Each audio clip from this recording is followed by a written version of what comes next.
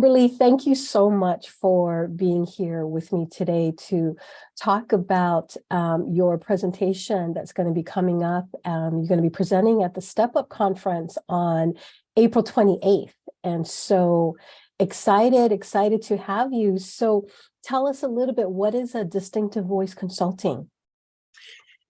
Thank you, Dr. Jerry, for having me here.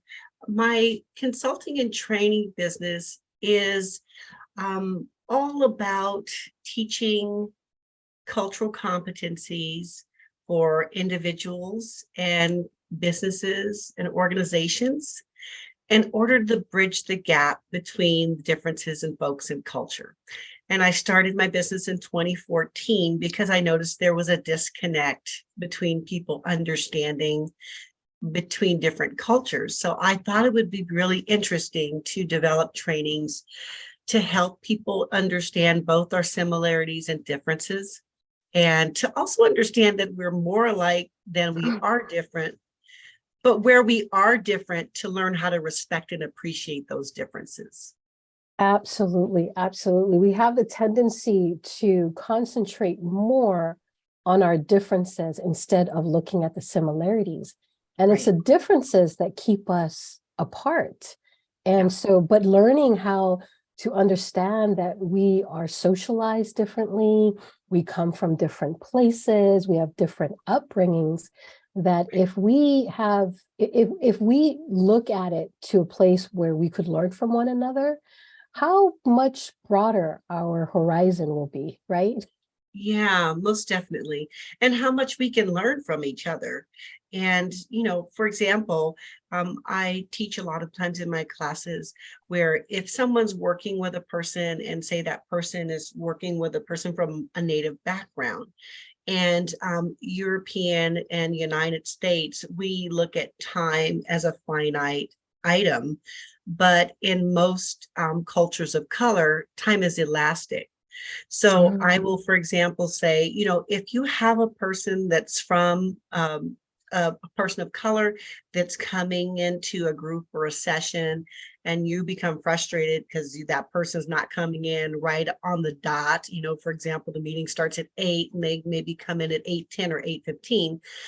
In some cultures, that's considered disrespectful. It's considered subordinate.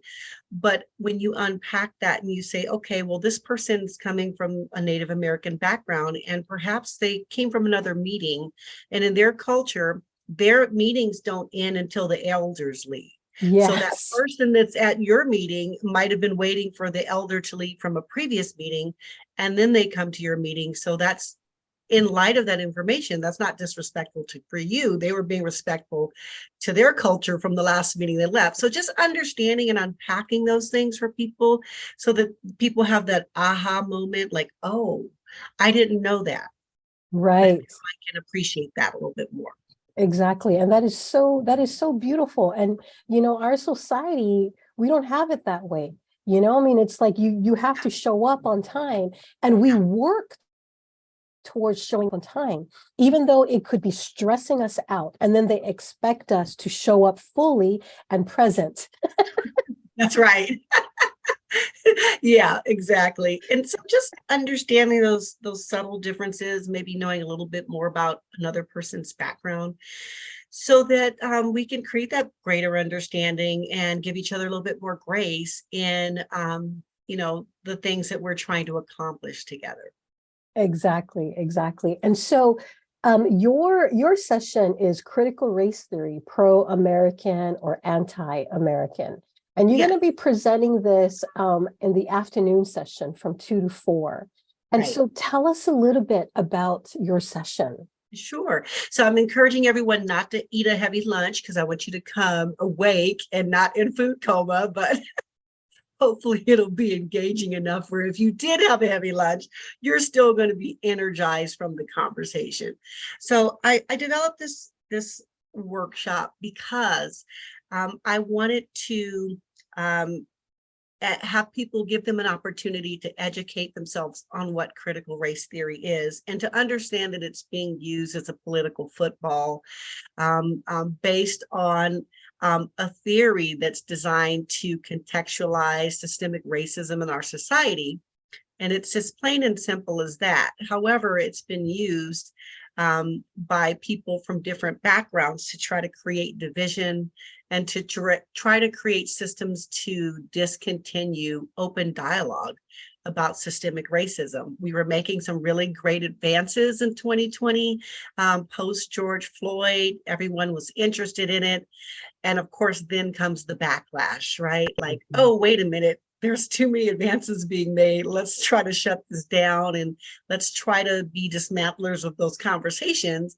And I would like to give people the opportunity to get information on what critical race theory is, what its purpose is, and to show the benefits of being able to have those open discussions about systemic racism and have an academic framework to do so, which is what critical race theory is, plain and simple. Exactly, exactly. They, it's like when that uproar around CRT came about, it was like demonizing what it was without really knowing what it was. Right, right. And you had parents at school boards, I don't want my kids to learn about critical race theory. And the interesting thing about that is critical race theory is not taught in the K through 12 schools. It's taught in college, and it's a college, it's a framework that's taught in higher education. So just the fact that people are at school boards arguing against that being taught in K through 12 when it's not taught there tells me that people need to be educated on what it is and the purpose, and try to unpack what exactly people are trying to fight against and what we are doing with these conversations. So I love having conversations about things to open up people's minds, to teach truth and inform people on information so that they can have informed conversations. Exactly. And that's where it starts, right? That's where it begins, is just being able to have a conversation. And of course, sometimes the conversations that we have can actually activate the somatic response where there's a cortisol dump that happens, and cognitive dissonance sets in, and to be able to self-regulate to where it's like, come on, let's ask ourselves some deeper questions. Why am I feeling this way? Not critical race theory is making me feel this way, but asking yourself the question, why does critical race theory make me feel this way? Sure. Yeah. Right? Go internal. And then it's like start asking the questions. So who do you see as your target audience in this session? I definitely welcome beginners and to advanced learners, but definitely for someone that just doesn't have any idea of what it is and wants to get more information on it, and also have conversations. So in my webinars, I will have a short reading for people to do. I will have a video. I appeal to different learning styles. And then I will also have breakdown into small groups for people to have one-on-one pair share, as I call conversations, and then coming back to the larger group. So I'm using different styles for people to be able to learning styles. And then basically what I want them to come away with is a clear understanding of what it is and where they stand on the matter, but also to listen to other perspectives to see why other people feel the way they feel about critical race theory, but just basically giving everybody a baseline of understanding. What are we talking about when we talk about critical race theory? And then let's have a conversation based on what we're talking about. There's a lot of misconception about what it is. There's a lot of misconception about it. It's making the dominant culture feel bad about who they are. That is not what critical race theory is. If it has that effect on someone, then that person needs to have the information to own that effect. But in actuality, the theory in itself is a theory. So a theory is a thing, and it does not impact your feelings. Your feelings are your responsibility based on that thing that you're learning about. So just giving people information to be able to do that self-reflection and come away with their own perspective on it so that they can have a conversation about it once they leave. Yes, exactly, exactly. So you're creating this container for conversations to happen.